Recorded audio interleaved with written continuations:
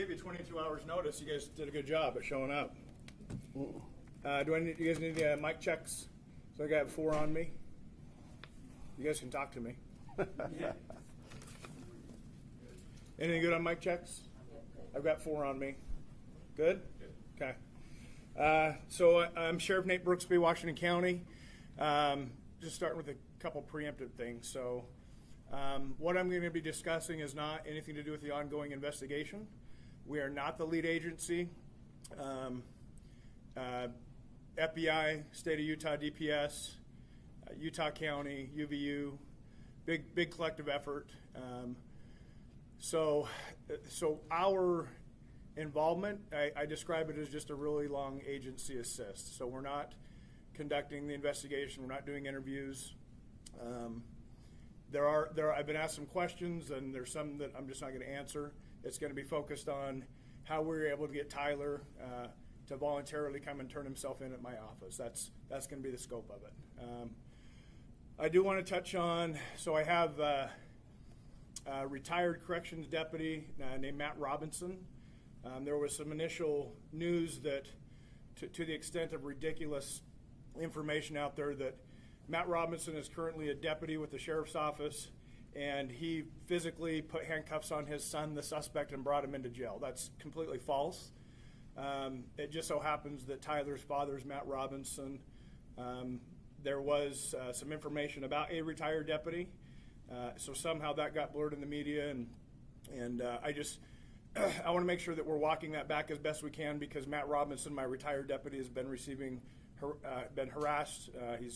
He's had to leave his house at this point. So whatever you can do to help walk that back, I'd appreciate it. His family would appreciate that. So getting into the details. So obviously we knew Charlie Kirk was assassinated at UVU in the afternoon. About a 33-hour manhunt ensued, and I was winding down for the evening. And at exactly 8:02 on the 11th, I received a call from a friend of mine who happens to be a retired detective that worked for me for many years. I didn't put that out there initially. I wanted to protect that individual as much as possible. Unfortunately, in the court documents, which is standard, he was referenced as a retired Washington County deputy. So I didn't put that out there. It was in the court docs. I was trying to protect even that information and just saying retired law enforcement in general. So I get a call from my friend, and his said, "Hey, how you doing?" Good. And it's not, he's been retired a few years. We'll call each other. It's not unusual for me to get a call from him or vice versa. And at 8:02 p.m. he calls me. Hey, I can tell his voice is kind of shaky. So my first thought is, who died? Like who's he going to tell me that died? And then I couldn't fathom what actually came out of his mouth. So he said, "Hey, I know who Charlie Kirk shooter is. I know the family through religious association, and he's in Washington County now, and we're working on trying to get him to come in voluntarily." During that phone call, some information was provided about Tyler potentially having some suicidal ideations, was en route to a remote area of Washington County. The parents convinced him not to do that, and conveyed that they would stand by him and help him surrender peacefully. So at that point, that phone call was 1 minute and 41 seconds.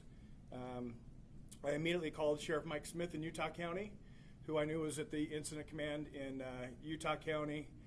So for about 40 seconds, I'm telling Sheriff Smith, "Hey, I'm confident we have the shooter in Washington County. We're working on getting him to come in and surrender at my office." We didn't have him yet, and after about 40 seconds, Sheriff Smith's like, "Wait, what are you talking about?" So he was shocked, as I was, to hear the news, and so I repeated myself. He said, "How credible is it?" I said, "I trust this guy that called me with my life, and I think it's time you need to get your people." The lead investigators headed to Washington County.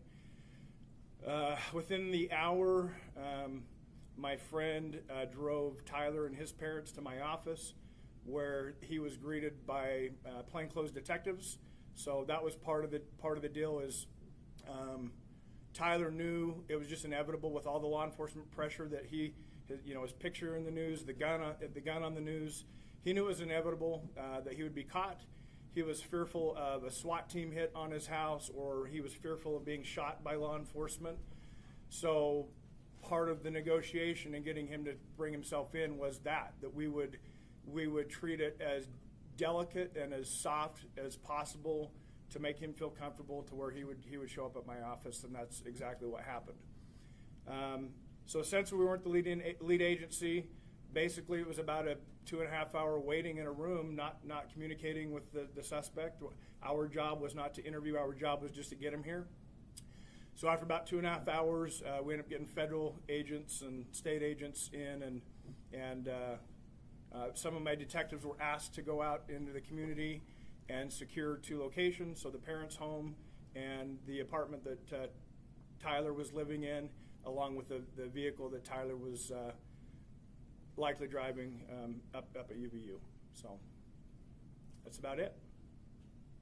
Sheriff, how would you characterize that former law enforcement friend of yours as doing something good here?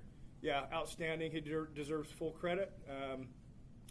I think that a lot of it's just the community relations, right? So Tyler's family trusted this individual. They knew he was involved in law enforcement at some point, and enough community involvement there that they trusted that they could go to this individual and he could contact me directly, and that we could facilitate a peaceful, calm, relaxed surrender, put it that way, right?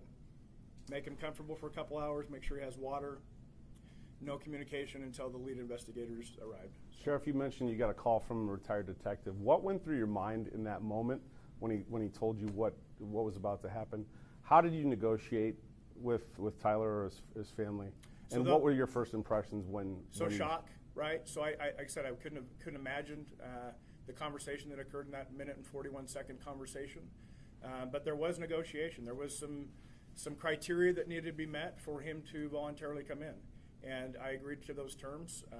What did he ask for? Can I ask? He basically for a peaceful, gentle, comfortable transition for him to come out. Again, he knew he was going to get caught. He didn't want a big SWAT team hitting his parents' house or his apartment. He was truly fearful of being shot by law enforcement. So that the conditions were as relaxed and comfortable and almost to the point of inviting.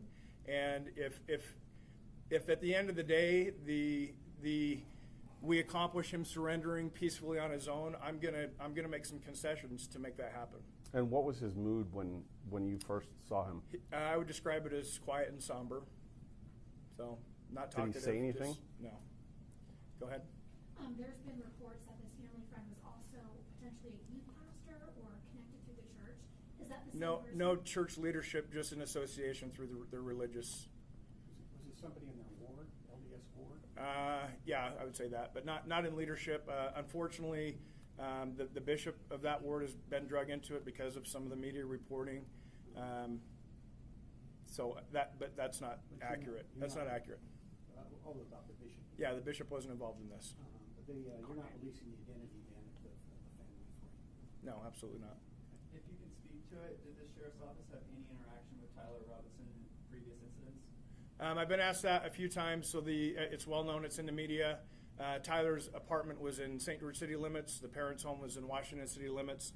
So since the sheriff's office is primarily patrolling small rural communities, the unincorporated areas of the county, if there were any calls to the residents in St. George City, the highest probability that just St. George City would handle that, not the sheriff's office. So I don't have any data that would support that one way or the other.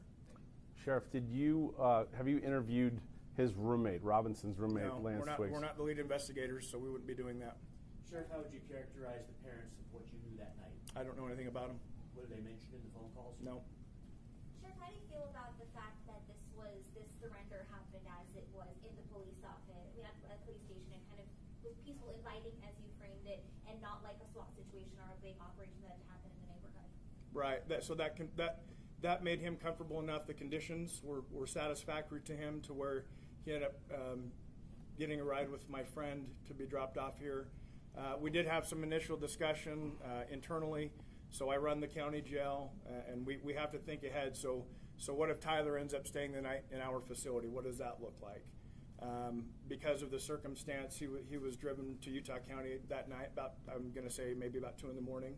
So that took that weight off us on how we're going to keep him safe in our facility and talking about constant supervision and things like that. But that didn't occur.